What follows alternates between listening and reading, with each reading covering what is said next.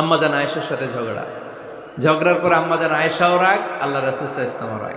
এখন রাগ মিটানোর দরকার আছে না নাই? আল্লাহ রাসূল সাল্লাল্লাহু আলাইহি ওয়াসাল্লাম বললেন, আয়েশা চলো মিটমাট করে ফেলি। সুবহানাল্লাহ কইবেন না? চলো মিটমাট করি। তো কারে ডাকবো মিটমাটের জন্য? ওমর রে ডাকি। আম্মাজান আয়েশা বলে, না, ওমর গলিফ, ওমর খুব মেজাজওয়ালা, আমার ডর লাগে। তোমার আব্বারে ডাকি। আব্বারে ডাকেন। খুশি হয়ে গেছেন আম্মাজান আয়েশা রাদিয়াল্লাহু। আবু বকর রাদিয়াল্লাহু চলে আসলেন, দাঁড়ালেন। এবার বিষ্ণু সাল্লাল্লাহু আলাইহি ওয়াসাল্লাম বললেন, তাতাকাল্লিমিন আও আতাকাল্লাম, কি ঘটছে আমাদের মাঝে, তুমি বলবা না আমি বলবো? আম্মাজান আয়েশা বললেন, তাতাকাল্লামু আনতা ওয়ালা তাকুল ইল্লা হাক্কান, আপনিই বলেন তবে সত্য ছাড়া মিথ্যা বললেন না। আবু বকর রাদিয়াল্লাহু তাআলা আনহু শুনে রেগে গেলেন, কি এ কেমন কথা তোমার?